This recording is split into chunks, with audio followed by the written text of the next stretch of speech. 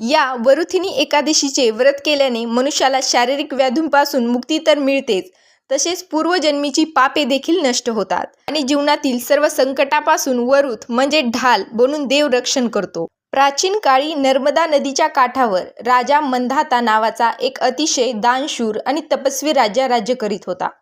तो भगवान विष्णूंचा परमभक्त होता. एकदा राजा मंधाता जंगलात एका झाडाखाली बसून एकाग्रतेने तपश्चर्या करत होता. तो तपश्चर्येत इतका मग्न झाला होता की त्याला बाह्य जगाचे भान नव्हते.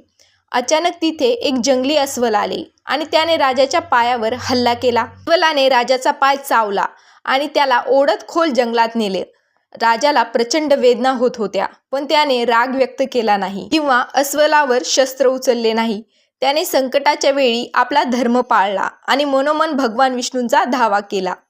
भक्ताची अंतर्यामी हाक ऐकून भगवान विष्णू तेथे प्रकट झाले आणि त्यांनी आपल्या सुदर्शन चक्राने त्या अस्वलाचा वध करून राजाचे प्राण वाचवले. मात्र अस्वलाच्या हल्ल्यामुळे राजाचा पाय हा जायबंद झाला होता आणि तो खूप दुःखी झाला होता. राजाची अवस्था पाहून भगवान विष्णू हसले आणि म्हणाले, हे राजा, तू मुळीच दुःखी होऊ नकोस. हे तुझ्या पूर्वजन्मीच्या पापाचे फळ आहे. यातून मुक्त होण्यासाठी तू मथुरा नगरीत जाऊन वैशाख कृष्ण पक्षातील वरुथिनी एकादशीचे विधिवत व्रत कर. माझ्या वामन रूपाची पूजा कर. या व्रताच्या प्रभावाने तुझे शरीर पुन्हा पूर्वीसारखे निरोगी आणि सुंदर होईल. राजाने भगवंताच्या आज्ञेनुसार राजा मंधाताने मथुरेत जाऊन पूर्ण श्रद्धेने वरुथिनी एकादशीचे व्रत केले.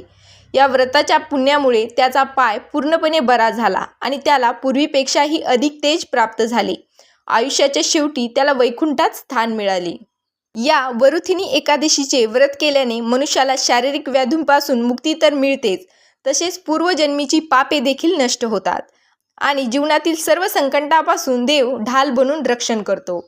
ही वरुथिनी एकादशीची कथा तुम्हाला कशी वाटली ती कमेंट्समध्ये नक्की सांगा आणि अशाच माहितीपूर्ण व्हिडिओसाठी आपल्या ज्ञानभक्ती मराठी चॅनलला सबस्क्राईब करायला विसरू नका. धन्यवाद.